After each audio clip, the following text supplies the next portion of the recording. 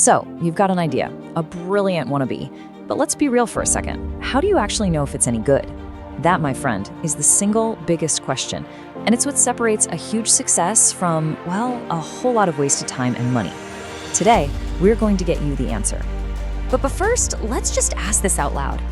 Why is it that so many smart people with what seem like amazing, world-changing ideas, end up building things that nobody uses?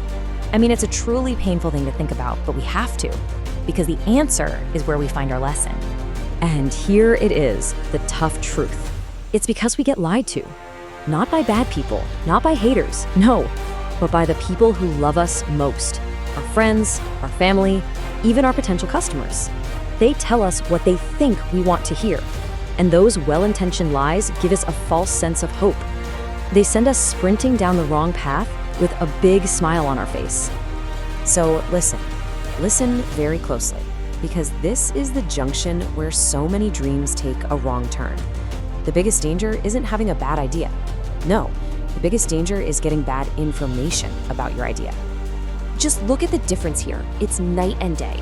On one side, you're basically asking for a compliment. Would you buy this? You're pitching. Of course they're gonna say yes. They wanna be nice, but that yes is worthless. Now, on the other side, you're not even talking about your idea. You're asking about their life. Tell me what you did. Tell me about those cookbooks you already own. You see, one path gives you a warm, fuzzy lie. The other gives you cold, hard facts you can actually build a business on. So, how do we make sure we're always on the path to truth?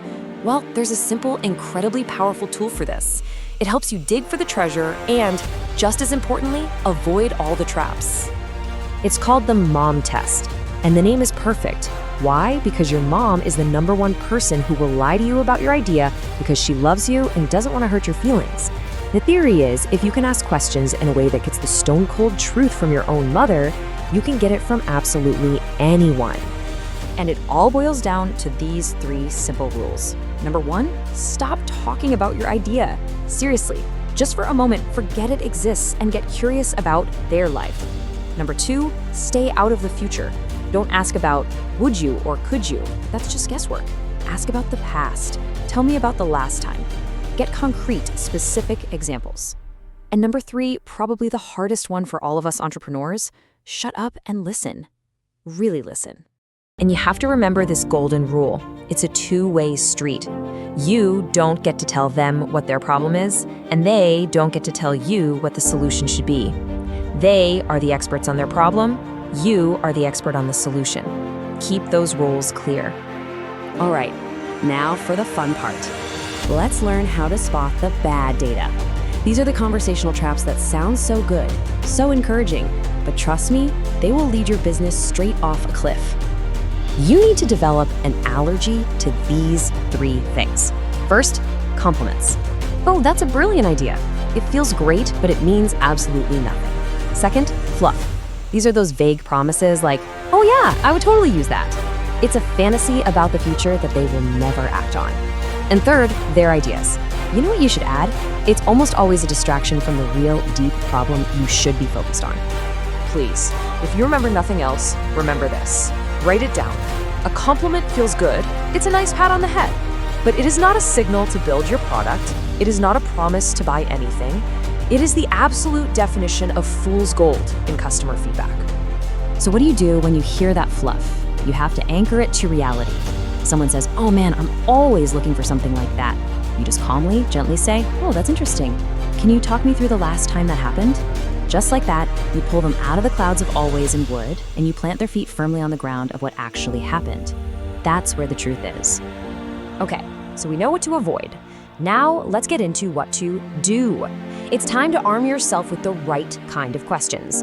Questions that dig for truth, not for compliments. So instead of asking, is this a good idea, which is basically just asking for their approval, you ask for a story. Talk me through the last time you dealt with this problem. You see, it's easy for someone to lie about an opinion to protect your feelings, but it's much, much harder for them to make up a detailed story from their own past. And please, stop asking about a hypothetical future purchase. Instead, ask about their actual past behavior. What have you already tried to fix this? Think about it. If the problem is really that painful, they must have tried something, right?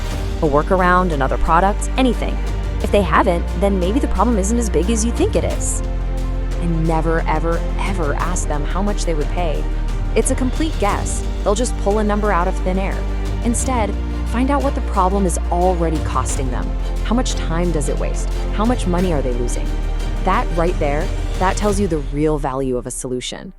Which brings us to the final piece of the puzzle. This is the real prize. This is how you know for sure that you're onto something big. It's when you move beyond just talk and get to real, tangible action. You see, a real signal of interest isn't a nice word. It's when they give you something they value. We call them currencies. They can give you their time by agreeing to a detailed follow-up meeting. They can give you their reputation by introducing you to their OGA or other decision makers. Or, the most powerful currency of all, they can give you their cash, a pre-order, a deposit. This is the only validation that truly matters. So here is the main takeaway. It's this simple. Stop collecting opinions. They are cheap, they're everywhere, and they will absolutely mislead you. Instead, start asking for commitments. Because a real commitment is priceless. It shows you the true path forward. And with that, I'm gonna leave you with a challenge. The very next time you're about to talk to someone about that brilliant idea of yours, don't just walk away with a nice compliment. Think about what we've just discussed and ask yourself, what real commitment are you going to ask for?